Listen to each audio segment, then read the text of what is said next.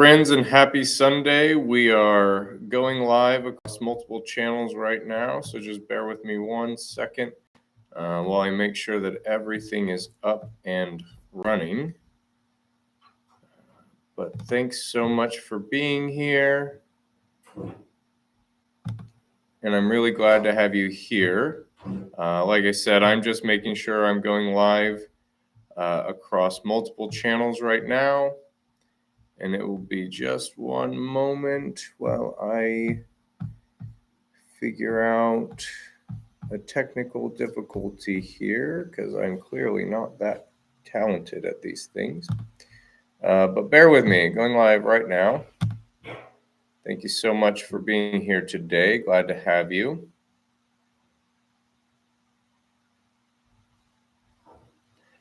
All right, let's see.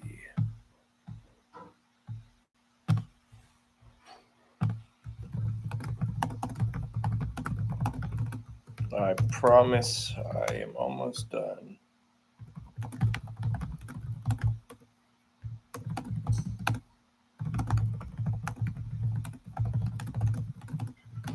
All right, my friends, thank you so much for joining me today. For those of you whom I've never had the chance to meet, my name is Mitchell Jacob. I'm your favorite congressional district or candidate, from Oklahoma's 4th Congressional District.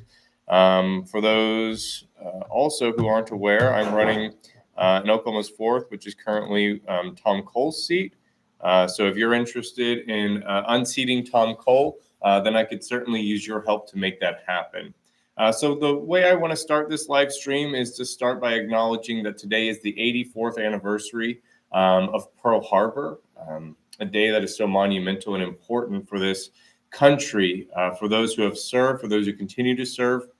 And I just wanted to take a moment to recognize the lives that we lost on Pearl Harbor in World War II and the events that spawned from that. And while it might be a little strange to do right here on a live stream, I am going to ask that we take a quick moment of silence together and recognize those who lost loved ones or whose lives, as all of ours were impacted by the events of Pearl Harbor 84 years ago. So if you'll just join me in recognizing those just for a moment.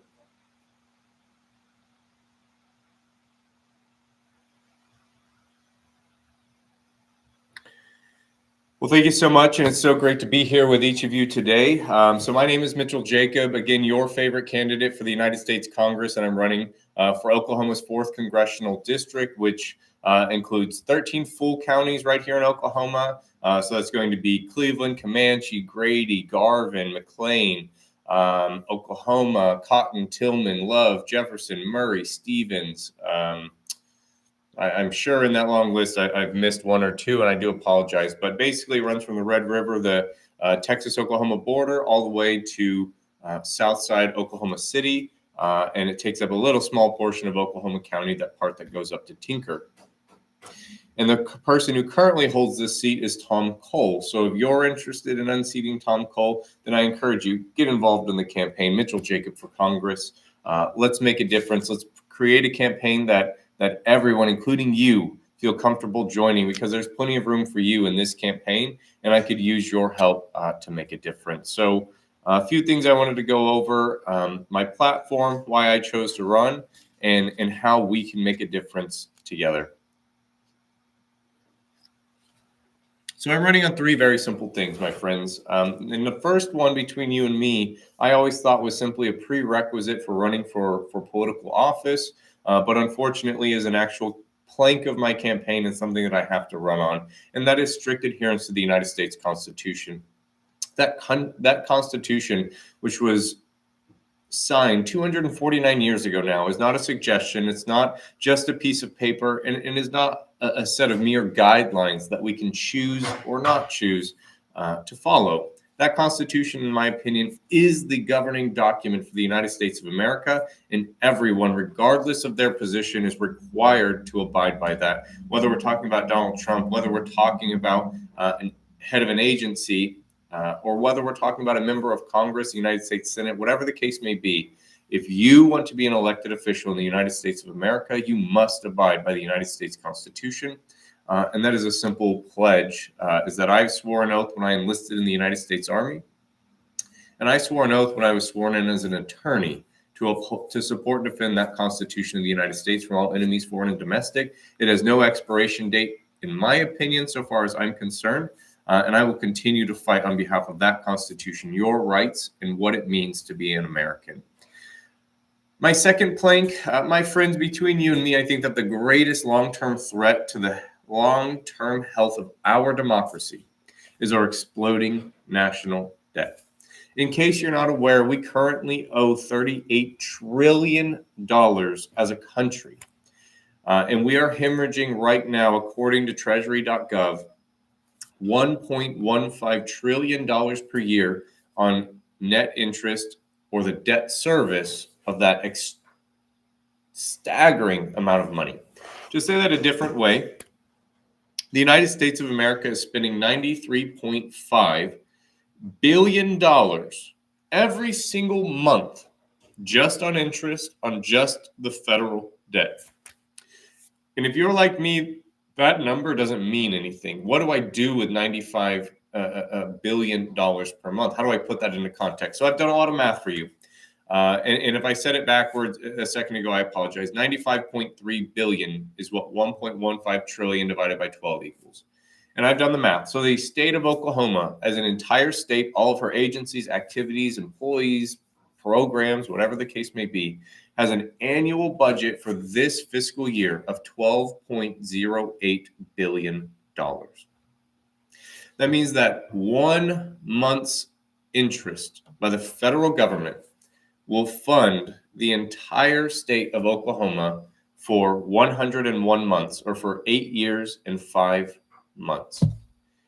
And if you're like me, that number scares me. It truly keeps me up at night. Again, 1 month's interest payment by the federal government on our current outstanding debt would fund the entire state of Oklahoma for 8 years and 5 months.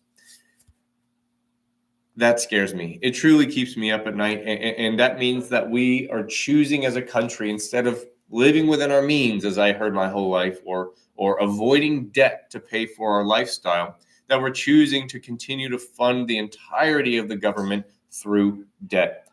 The interest that we're paying on that debt, my friends, is your children's future. It's the programs that would actually improve your life, help you with that education you've always wanted, or to afford that food that you need for those Christmas meals, or to start that business that you need.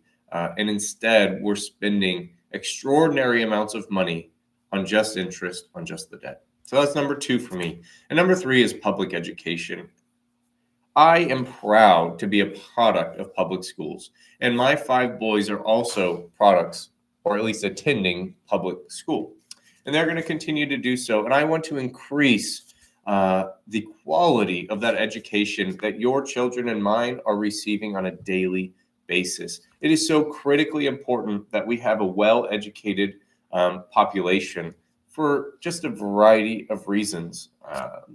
Educated populations are able to get that job, are able to understand their finances, are less likely to need, although it's okay to be in a tough spot and need a little bit of help. But on the long term, more educated populations typically do not need government assistance as often and in the same amounts. And that list just goes on, not to mention that it is just generally good to be able to pursue the life, career, and actions that you want to pursue because you were able to get the degree that you wanted, or the trade, or the certificate, or the program. I do not believe that it must merely be a 4-year degree. But we must unroll or rewind this dismantling of the Federal Department of Education, which who in their right mind thought that was going to be a good idea, to dismantle the agency that's in charge of investing in the most valuable asset that the United States possesses, which is her children, her future. Shame on them, and shame on the government for attempting to dismantle that department. The Department of Education is a net positive for this country. And I will fight every single day to continue to improve the quality of the education that your children receive, to improve the outcomes that they're going to get from receiving that education. And as a simple point, one of the things that I'm really proud of our country for is that every child is entitled to a public education. And I will fight every single day to ensure and promise and make sure that that continues to be true. Every child is entitled to a public education, and they're entitled to a quality education. And that is top of mind for me. I've told you a little bit about what I'm running on, so I'd like to tell you a little bit about my background. So I was born in Tulsa, Oklahoma. I'm one of 9 children, number 4, if you're curious. As you can imagine, that comes with its own series of interesting developments throughout a childhood, just to be one of so many children. And I have an incredible mother. I love her to death. Just spoke to her on the phone a few minutes ago. And she really poured her heart and soul into raising us. But as you can imagine, a single mother raising 9 children just runs into complications. Even if they are well-funded and millionaires, there are going to be things that just need addressed. And she did a great job, and I'm really proud of my childhood. I'm a swimmer.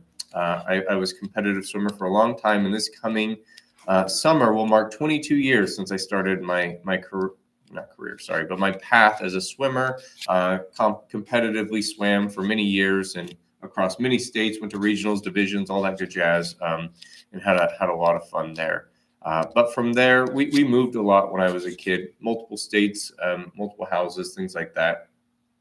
Fast forward, and I graduated from high school in 2010. I went to Tulane University in New Orleans for 3 semesters, but could not afford it, and I was a college dropout.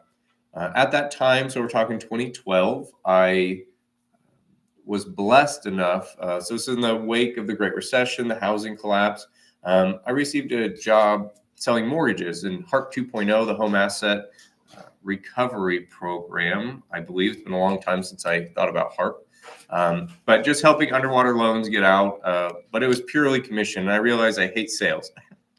So I ultimately transitioned from that job into becoming a banker. And while I was a banker, I studied my butt off and passed on my own the test to become a stockbroker. And I worked as a Series 763 registered representative for a number of years. Well, in 2016, I realized that I'd made a promise to myself when I was 13 years old that I would one day serve my country. And that if I were going to make good on that promise to serve my country, at the age of 25 years old, from the Army's perspective, I was getting old. And so I quit my job one day. And in January of 2017, I shipped to Fort Sill, Oklahoma, to basic combat training. And I served for 5.5 years in the United States Army. I was a cryptologic linguist, and I was assigned to 5th Special Forces Group Airborne out of Fort Campbell, Kentucky. It was a fantastic 5.5 years. I'm really proud and thankful for my time in the Army. And I suppose as an aside, one of the greatest lessons, in my opinion, that the Army taught me, it's the same lesson, but 2 aspects to it for me. One is to work with anyone from any background on any task. It's just a wonderful lesson I think we all should learn. But number 2 is to accept people for either who they are or who they're trying to become. We're all weighed down by baggage, but we should look at the actions that people are taking today and recognize the human that's in front of us, not just the human that's on paper, because people can change. And I truly believe that. But I'll move on from that. I had the great fortune in 2022 when I transitioned off of active duty status. The University of Oklahoma, Boomer Sooner College of Law allowed me into their program, and I was blessed to graduate from OU Law this May 2025, and I've now been licensed as an attorney since October 2nd of this year. It's been a bit of a journey. As for why I'm running, well, at its core, I'm just running because you deserve a government that respects the Constitution. For example, I have 5 boys, and I have a beautiful, incredible wife who is a naturalized citizen of Mexico. I'm so proud of her journey, her hard work, the money she spent, the work she put into earning that citizenship. And I'm so proud. I was so proud to stand there at her naturalization ceremony and celebrate that with her. But our 4 oldest boys were born before that naturalization took place. And on January 20th of this year, Donald Trump signed an executive order that purported to strip millions of Americans of their birthright, their 14th Amendment constitutionally guaranteed citizenship. And while that's been rolled back, reversed by the Supreme Court, things of that nature, that was a galvanizing moment for me. And I knew that I could not sit idly by and watch as our country attempted to dismantle the very constitution upon which it was founded. And so I got involved, and I spent months forming this committee, this campaign. And on August 16th, 2025, I had the great pleasure of officially announcing my candidacy for the United States Congress for Oklahoma's 4th District. And I'm so proud to be able to be a voice for so many people. For example, last night, that would be the 6th of December, I had the great pleasure of being in the Norman, Oklahoma Christmas parade. And it was an absolute blast. I have not had that much fun freezing my butt off in a very long time. But it was so much fun, so incredible. The crowd, the kids, the excitement, the cheering, just loved being a part of it and to give back to my community and to be part of this community.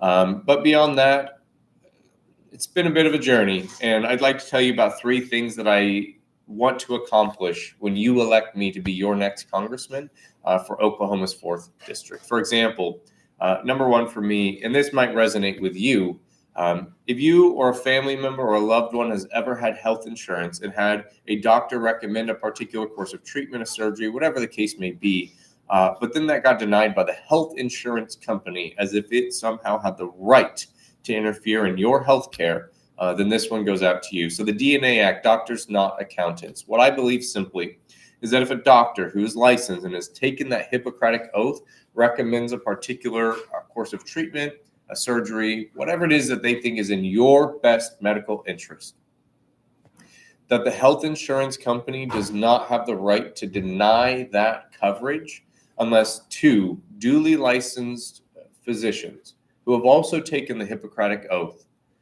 decide that that is not medically necessary or medically in the patient's best interest.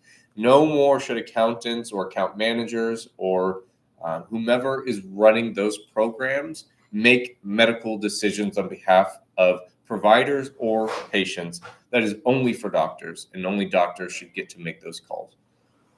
It strikes me that health insurance is just that, insurance, which means risk. But in my opinion, the risk has all been shifted away from insurance companies and onto the patient themselves, the one who pays the premiums, the one who's sick, and the one who's relying upon the care that the health insurance company is denying them. They're the ones taking the risk in that exchange. And I believe that it's time that be adjusted so that insurance companies must actually deliver when you get sick and can no longer drop you or refuse that coverage just because you're expensive. That's the risk that they chose by being a health insurance company. Number 2, and this is something I'm so proud of Oklahoma for. Oklahoma has a single subject rule written into the state constitution. And if you're not familiar with the single subject rule, then here's what it says. The single subject rule requires that any bill that goes through the Oklahoma legislature to be about one subject and one subject only. If it's about creating an agency, a school, a new law, a criminal overhaul, whatever it is, it can only be about that one subject and no others. And that means that in the state of Oklahoma, there can be no pork barreling, there can be no special interest riders, and there can be no provisions just randomly slipped into a bill by a special interest to accomplish something that has nothing to do with what the bill was written to do. It promotes, and not only promotes, it requires the legislature to be transparent, and accountable for the votes and actions that the legislature takes. And we know that Congress is not bound by the same thing. For example, on July 4th of this year, 2025, Donald Trump signed the big billionaire bill into law. And we know that there were hundreds of provisions packed into it because Tom Cole, for example, went on Flashpoint and said that he didn't know he was voting on your health care. He said that he was voting for those 6 brand new submarines that came with the bill. And Marjorie Taylor Greene did an interview where she said she wasn't aware that she was voting on health care. She just voted for those tax breaks. And that's only 3 of the things that were in the big billionaire bill. So I want the federal government to be subject to the single subject rule as well, so that you and I will be able to look at every vote of every member of Congress, House of Representatives, Senate, whatever the case may be, and see how they voted on those issues so that they have to vote on them one by one by one. They can no longer cower or hide behind mega omnibus bills. And you and I will be able to see exactly whether or not these representatives, these Congress people are actually representing you and me. It's time that the federal government be transparent and accountable to the people. So that's two of the three things I want to accomplish. And I'd love to be able to talk to you about more of my goals, dreams, and ambitions. And to that point, I need your help. I need you to get involved with this campaign, whether it's having me come to your home and sit in your living room to talk to you and your friends and your neighbors about the campaign and just come to you, whether it's you coming to a town hall. Save the date right now, January 17th. I don't have the time offhand. We are confirming the time, but the date is confirmed in Mid-America Technology Center in Wayne, Oklahoma. We're going to have a town hall. I encourage you to be there and come learn more about the campaign and more about what we're doing to represent you. Beyond that, I could use three things from you: to donate your time, come volunteer, knock doors. There was a phone bank today that I would have loved to have your help with. Donate your talents. Are you excellent at data entry? Are you excellent at spreadsheets? Are you great at asking for money? Are you great at hosting events? What is it that you're great at? We could use your help with that over here. And finally, your treasure. If you don't have the time and you don't want to use your talents, then we could use a check. Campaigns are expensive. There's staff to pay. There's bills to pay.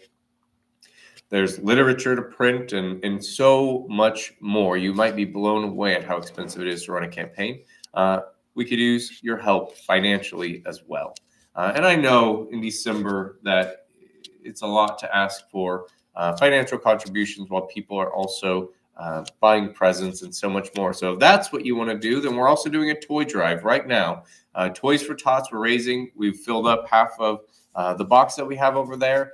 So buy a couple extra toys, bring them by 300 West Gray in Norman, Oklahoma, Suite 102. And you have another week to come and drop off some toys. They have to be brand new, unwrapped, and they're going to go to Toys for Tots. So if you're just out there buying Christmas presents, consider buying a few more and dropping them off to make life a little bit better for someone who otherwise would not have a toy to unwrap. Well, that's me in a nutshell. I'm really glad to have the chance to sit down today and talk to you all. And let me see if I have any questions here. Bear with me 1 second. Well, we've had quite a few people join, but no questions yet, and that's perfectly all right. I guess I haven't said it yet. So if you are joining and you have a question, please drop it in the chat, whatever platform you're on, and I'd be happy to address your questions. But since we've been going for a minute, I just wanted to circle back to where I began. Today is the 84th anniversary of Pearl Harbor, as so many of you may know. And I just want to take a moment to recognize the men and women who lost their lives during the Second World War at Pearl Harbor, and the impact that their sacrifices had on this incredible nation in getting us to the year 2025, the dominant position that we're in.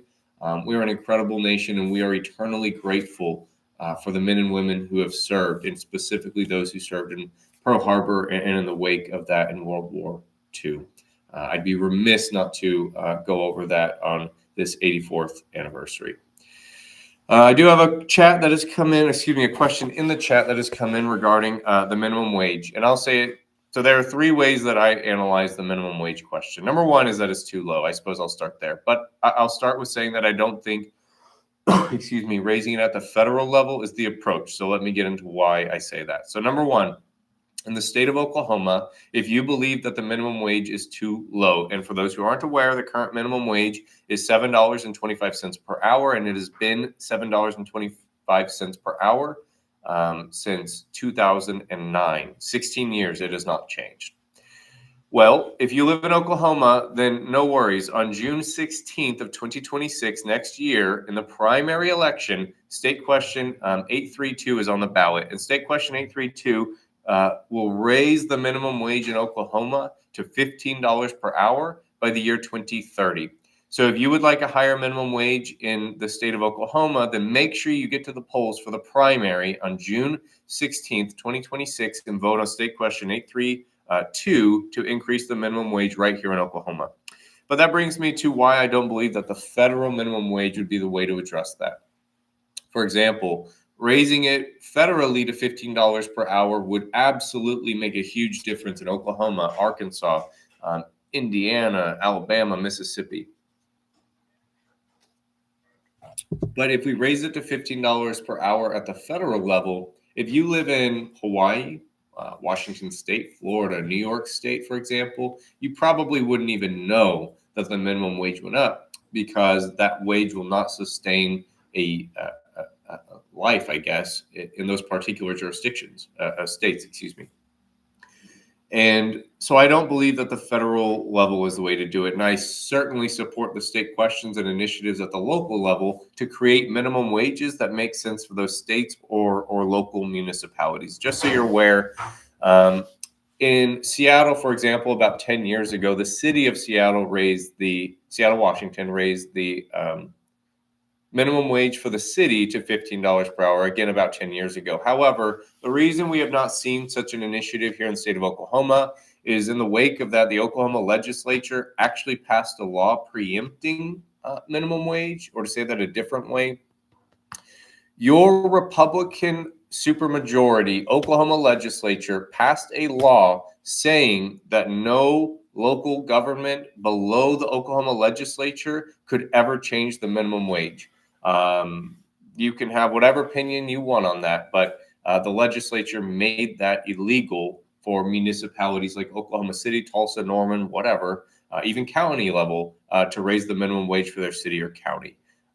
So in the state of Oklahoma, it has to be done by the legislature by state question, and it has to be done for the whole state. But here's how I propose that the federal government increase the minimum wage without doing a blanket wage increase.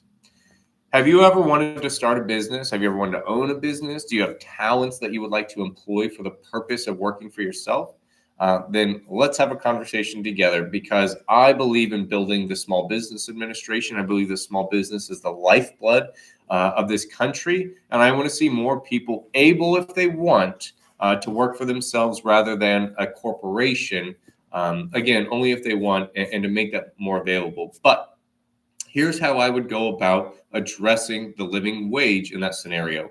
If you want to start a business, then I suggest that I want to expand the Small Business Administration and its offerings for capital, startup loans, expansion loans, equipment purchase loans, whatever the case may be. And in doing so, in order for a company to be a recipient of those funds, it is my proposal that we do a living wage tied to the zip code of where those employees, I'd have to think about whether it's where they work or where they live. I don't have an answer to that yet. But that way, if you want to start a business and you want to receive federal guaranteed loans to start that business, then I believe that you should be required to pay a living wage for that employee in order to receive those federal funds. And if you have the ability to start your business without using any federal help, so be it. Go start it. You won't be subject to this particular rule that I'm talking about. But I believe that a living wage should be built into those Small Business Administration federally guaranteed loans. So thanks for that question. Just reading another one that just came in. Bear with me. It has to do with healthcare. As it says that we haven't had any major changes to the healthcare system since the Affordable Care Act about 15 years ago. And what specifically would I like to change about our healthcare system if elected? So Bernie Sanders has an open petition resolution. Forgive me, I don't have the right language in front of me, but he has an open bill, I suppose, Medicare for all. And long story short, I believe in Medicare for all. I believe people talk all the time about broken healthcare et cetera, if we did Medicare for all. And all I can say to them is that we already have a broken healthcare system. And if you want to continue to live in a broken healthcare system and complain about it and not have it actually ever be fixed, so be it. You do that, vote however you want. However, if you actually want a real healthcare system that's going to take care of everyone, regardless of ability to pay, because in my opinion, you're already spending way too much in taxes. You're already being nickel and dime too much. You're already spending way too much out of pocket. So if we're already paying all this money, then it might as well be going into a system that's going to cover everything that you need to live. I do not propose that Medicare for all include voluntary medical procedures, etc., but life-saving care, cancer, surgeries. I just believe in Medicare for all. Your annual optometry checkup. Let's just ensure that every American citizen has health care. And so that's my initial point. But obviously, that takes a lot of work and is very difficult. And so an incremental change that I believe in, since I will tiptoe to the destination if I must. One incremental change that I truly believe in is right now, as of 2005, you can no longer discharge medical debt in bankruptcy. And I think that that was a disservice to our country for a variety of reasons. But one reason is that when we eliminated, well, let's make an example. If you get a credit card right now, that's a bad example. Let's do it this way. If you purchase a car on credit right now, because that credit and debt is dischargeable in bankruptcy, the car manufacturers and auto manufacturers must actually price those products in a way where most people are going to be able to pay that back. And for those who don't, when it's discharged, that they're not going to go bankrupt because they weren't able to recapture enough money to make it a profitable business. But that aspect does not apply to medical, because right now hospitals and medical providers, et cetera, are incentivized to charge the absolute maximum that they can with no concept whatsoever for your ability to pay and whether or not you're going to pay, because you have to go and get your medical care, and it can never be discharged in bankruptcy, and you'll always owe it. So they're going to get it. And I think that that system is fundamentally flawed. So I want to see us be able to discharge medical debt in bankruptcy because, in my opinion, my friends, if you have the ability to discharge medical debt in bankruptcy, what it will do is force medical providers to actually price their medical services competitively. Because if they continue to try to charge the absolute maximum that they can with no regard for ability to pay or whether or not you're going to pay, then that medical debt is going to start getting discharged and they will never, ever recoup it. But to that same point, if they know that it can be discharged and they know that if they continue to charge so much that it becomes impossible for people to pay, then they're setting themselves up to go bankrupt. And I believe that those who don't want that to happen will actually price health care in a way that average people can actually pay for it. And so I just believe that allowing medical debt to be discharged in bankruptcy will actually force medical providers to become part of the market and to compete for your business for medicine, as opposed to knowing that you'll always have to come back to them because there's nothing you can do about the debt if it's ever assessed to you. Let's see. Let me check for some additional comments. Let's see. Climate change. The question I just got is about climate change. So this is perhaps where I lose some of my friends, but without talking about the future, I guess I would acknowledge the past. The United States is an oil and gas country. I mean, that's just a simple truth. And it makes sense why and how we got here. We discovered oil. The Industrial Revolution was going on at the same time. And we were able to start mass producing vehicles, appliances, components, whatever the case may be, at scale and in such a way as to provide enough for the entire world. And I cannot fault the system for using the fuel and the resources that were available to us at that time. 100 years ago, there was no solar power. There was no nuclear power. There was no wind power. There might have been hydro, but it was not produced in such a capacity as to provide electricity for the entire world. Not to mention, there were no electric vehicles at that time, so everything on the road had to have an actual fuel source that it could use. Well, fast forward to today, and we are still a predominant oil and gas country. And again, I don't think that the problem is that we are today an oil and gas country. It's that we are not taking the steps to begin to wean ourselves off of that dependence. And to be very clear, I'm not saying that we should never drill again, and I'm not saying that we should not continue to pump the oil that we've already tapped, etc. Right? But what strikes me is, for example, this administration right now in 2025 rolled back all of the solar and wind and renewable energy grants, programs, and initiatives. And even if we're not accounting for climate change for a second, that was incredibly short-sighted.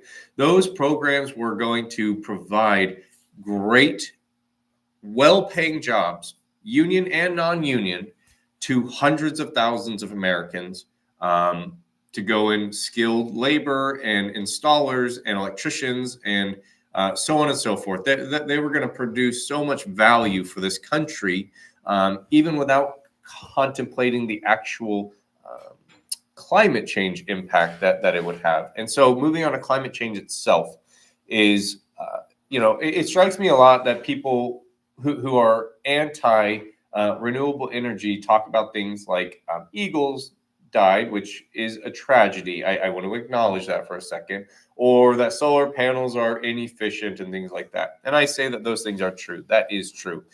But we only got to oil being as efficient as it is today through 100 years of using oil. Of course, a brand new renewable energy program cannot possibly be as efficient as that one which we have relied upon for 100 years. Obviously, that has to be a true statement. But it is really short-sighted, in my opinion, to stop investing in renewable energy merely because we already have oil and gas.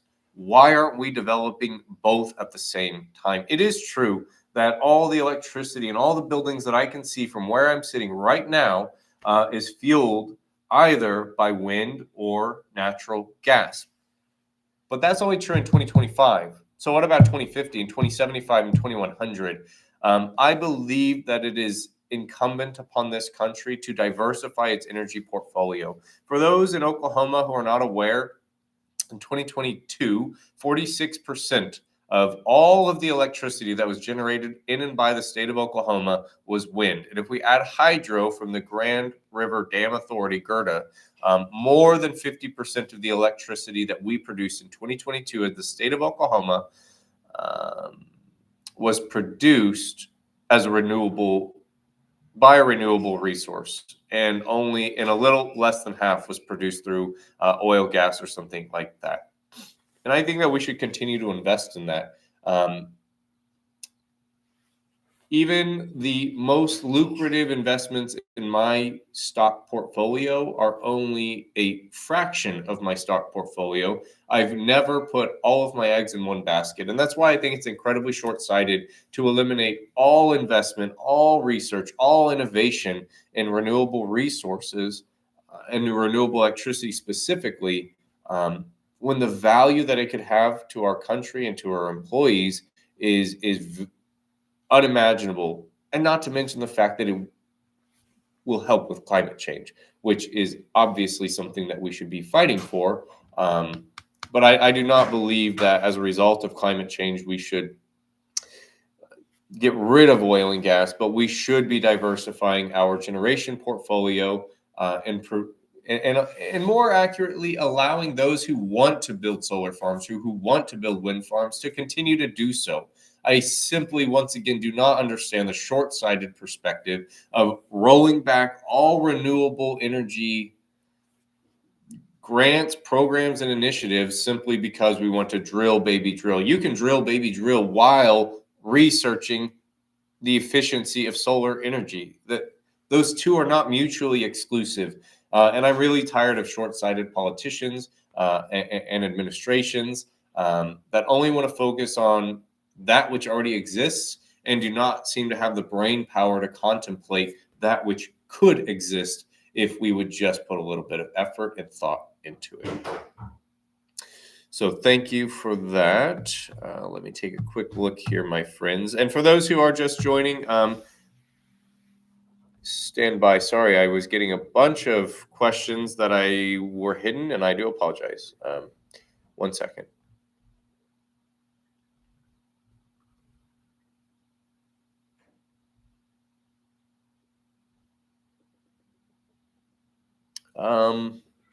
I had a question about labor commissioner.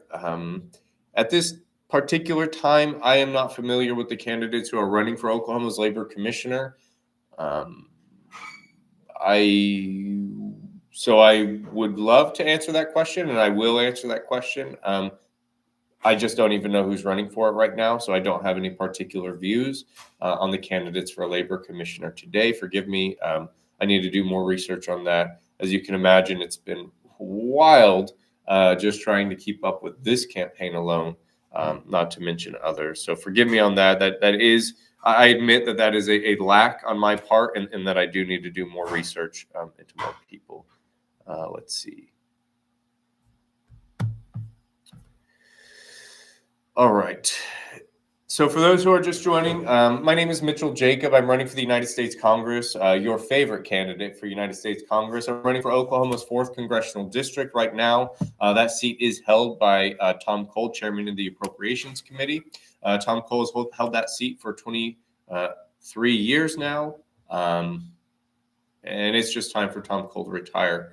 If you'd like to take a look at what I propose in his wake, go to retiretom.com. You can take a look at why I believe that it's time for Tom Cole to retire. Again, retiretom.com.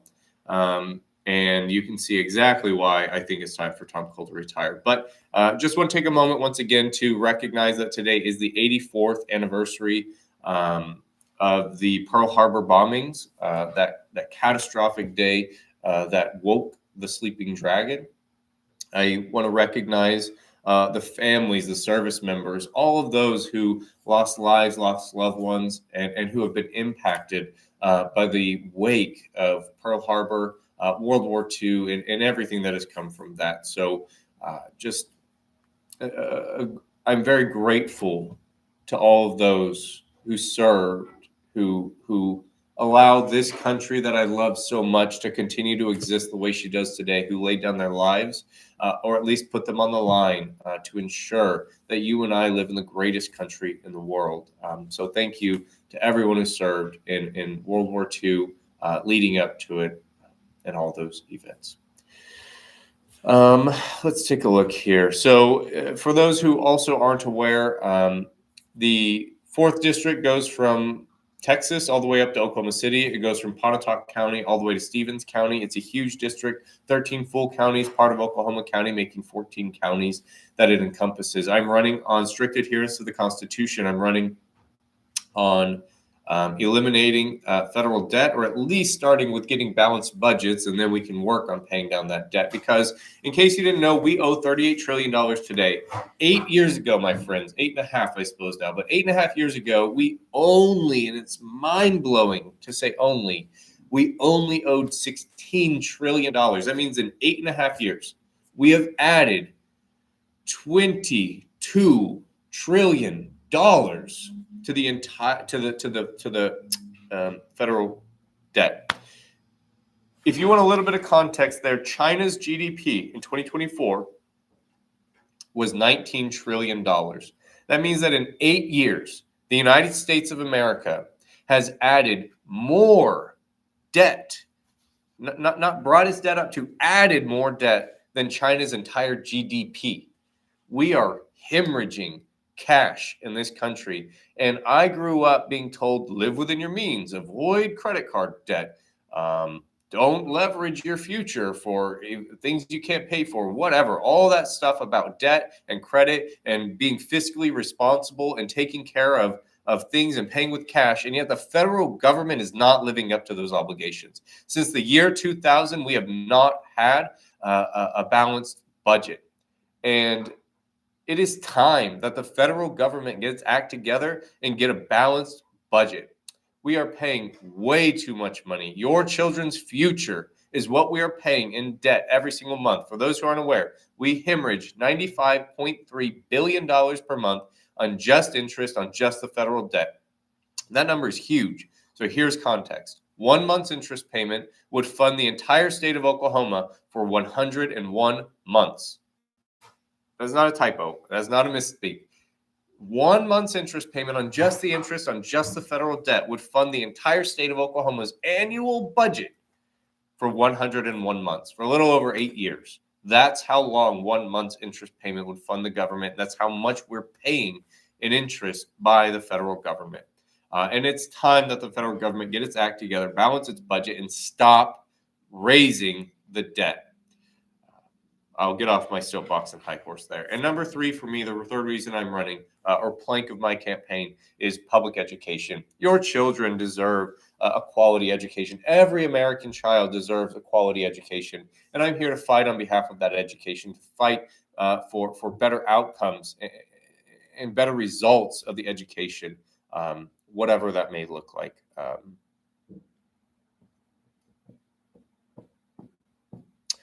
So I had a question about Proposition 836. So for those who are not familiar with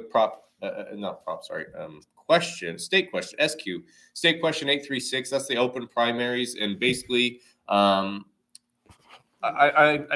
let's back up. So right now in the state of Oklahoma, primaries are where parties vote in order to pick the candidate who's going to represent the party in the general election. If you really want to think about it in a true way, we are using taxpayer dollars to subsidize private votes for parties, because the vote that occurs on January 16th, for example, to pick the Democratic and Republican nominees for, let's say, Oklahoma's Congressional District 4, the result of that vote does not do anything for the United States, for the state, for the country. It only does something for the party. So right now we're using a closed primary system, which is taxpayer dollars to subsidize private entity elections, in this case, political parties. What open primaries would do is eliminate that. And what it says, State Question 836, which I support, by the way, in case I haven't said that yet, I'm a huge proponent of State Question 836. But what it says is that when you go vote in the primary, every single candidate, regardless of party affiliation, whatever the case may be, every single candidate is put on the primary ballot, and you and I get to vote on every single candidate in the primary, and the two who gain the most votes in the primary advance to the general. There's no more runoff elections after State Question 836. And so they could be from the same party, opposite parties like they are. They could both be independents now, whatever the case may be. But I am a huge proponent of open primaries. I don't actually know. The question was, how do I see this impacting my candidacy? The first answer is it won't, because State Question 836 will not influence this 2026 election. But 2, and I think this is really where you're going with it, I honestly don't know. What I think, the big reason I support State Question 836, between you and me, is because it will reduce. It will reduce pandering to extremes. There are extreme Democrats, there are extreme Republicans, there are extreme libertarians, and I'm sure that there are extreme independents as a general point as well. And what open primaries does is force candidates to actually try to represent the people that race is going to represent. So let's make it more practical what we're talking about. Instead of, as it is right now, Tom Cole trying to get the vote of Republicans and me, Mitchell Jacob, trying to get the vote of Democrats, it would force both of us to actually be trying to get all of those votes at the same time, because they're all going to vote on us at once. And I think that will actually be very good for our country, because it will force the policies, positions, bills, etc., to appeal to the base and to be what the vast majority of people in that particular district or state. Again, there are a lot of different races involved, so it depends, but it requires them to actually do something that's for the good of the people, not the good of their party base. And I think that that is good for democracy generally. And so I fully support State Question 836. So I have a question here that says, what do I say to people who say that we need to cut defense spending?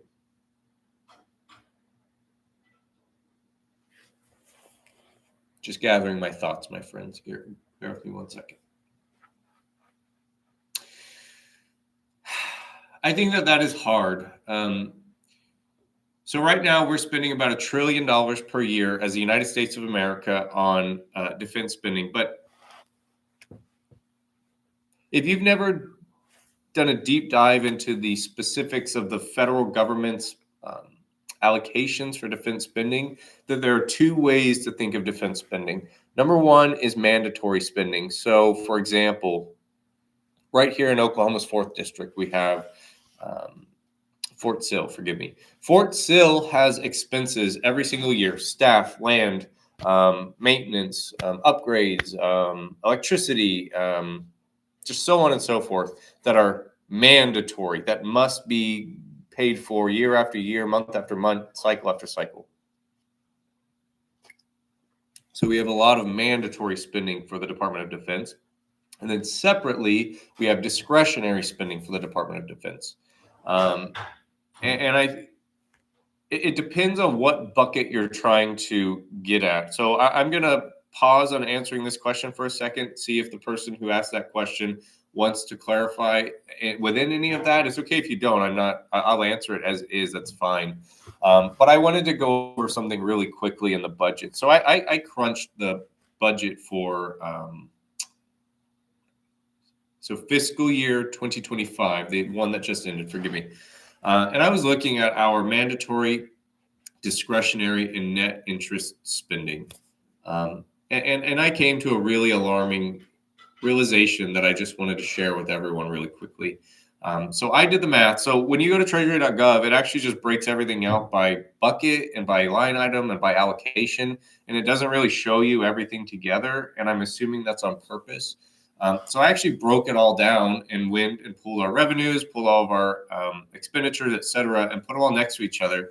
And I came to a really startling revelation for fiscal year 2025. And that's that after you accounted for all net interest, all revenues collected, and then all expenditures, mandatory expenditures, getting rid of discretionary expenditures, those are the ones that put us in the hole and started adding debt to the national debt. But when you took net interest and mandatory expenditures, my calculation is that we only had $10 billion left for discretionary spending. I'll say that again so that if an accountant or someone who is even better with the numbers than me pipes in, but I did the math on net interest or debt service and mandatory expenditures, and then put that next to our total revenues according to Treasury.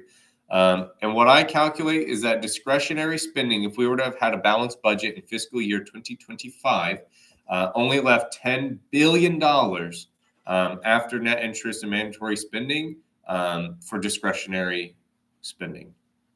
That should alarm us. That means that we have already obligated the United States of America's budget every single year into perpetuity right now as things stand, that every single dollar we're collecting is already obligated to net interest or mandatory expenditures, and that we cannot do a single discretionary item, pass a new bill, pass a new program, pass a new initiative without going into debt, raising taxes, cutting spending somewhere. And that really alarms me for a lot of reasons. But just the big one being, we're choosing to spend all of our money on net interest instead of actually doing something that would benefit people, because that money just goes to banks and pension funds and foreign governments and what do you call those, sovereign wealth funds, et cetera. nothing that's spent on debt service or net interest does anything to provide for the American people. So it does truly alarm me. But as far as reducing spending, I'm down with that generally. I'm going to avoid getting myself in trouble by talking about anything specific. But I do feel that we have.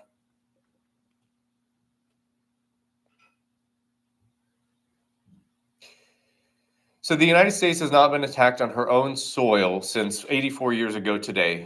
Today is the 84th anniversary of Pearl Harbor. And we have not been attacked on our own soil. And yet, if you go and Google Army bases, Marine Corps posts, naval bases, Air Force bases, they are all over the United States of America. And those all cost real money. And as a general point, I think that there's a lot of savings to be had through consolidation. I'm not going to propose any specifics right now. I need to think through that at length before I do that. But as a general point, there are just too many bases costing us too much money throughout this country. And like I said, if you look at mandatory spending and net interest, we currently only have $10 billion left over in the federal budget for discretionary spending before we start borrowing. And that has to be rectified. Whether we start paying down the federal debt to eliminate debt service, whether we start consolidating bases, whether we start getting rid of programs. I don't know exactly, but we already, in order to do a single bill, we're already going into debt as a federal government. So we must fix that. And I do think it's time to have a real, that is one thing that Donald Trump and I actually super agree on, that we need to make some cuts somewhere in our budget. We just disagree That's just where the extent of the agreement ends. I do not believe that you can be unconstitutional in doing that. I don't believe that the cuts need to be coming from your health care or Social Security or any entitlement program whatsoever. But there is a lot of work that we need to do on the budget. So just want to say to everyone who's here, thanks so much for joining. Again, it's the 84th anniversary of Pearl Harbor. So make sure you think a veteran today. Reach out to someone and tell them thanks for serving. Thanks for taking care of our country. I'm really thankful that you're here. So I'll leave you with a few things. If you're not subscribed to the newsletter, I only send it out 2 weeks, 2 days per week. On Tuesdays and Fridays. I cannot stand political spam, and I would never do that to you.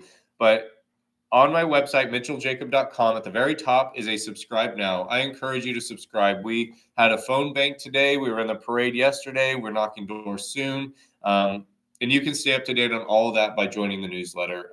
Number two, I could use your help in 4 different ways. Number one, social media. Share, like, publish everything that ever goes out. Put it on every page that you're aware of. Share it with your friends. Invite people to like, subscribe, and join. We're on Facebook and Threads and Instagram and Blue Sky, Substack, YouTube, whatever. We're TikTok, obviously. We're all these. And then additionally, what I could use is one of 3, if not all. I could use your time. Come volunteer with us. Phone bank, Canvas. There are almost 800,000 people in this district. I'm one person. I cannot reach all of you.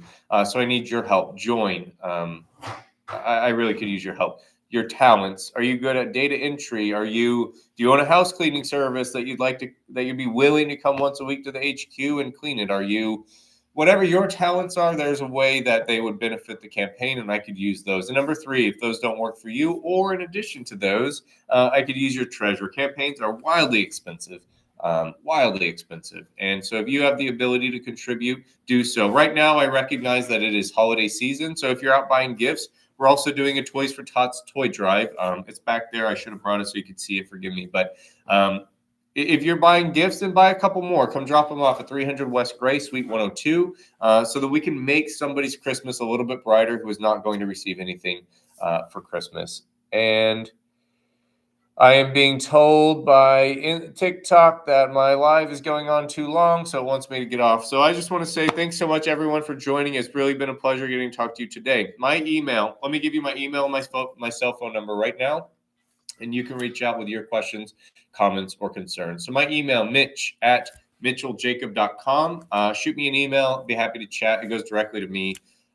Or my phone number, if you're ready, is 405-407-6975. And I'm going to do that again in 1 second, so get ready to write it down. But pleasure talking to you all today. Thanks so much. 405-407-6975. That will ring directly to me. Please don't call it right now. I'm in the middle of the live, and you'll make that shut off. But thanks so much. It's been a pleasure. Hope you have a good evening. Again, 84th anniversary of Pearl Harbor. So thank you, veteran. Have a blessed day. I'll talk to you all soon.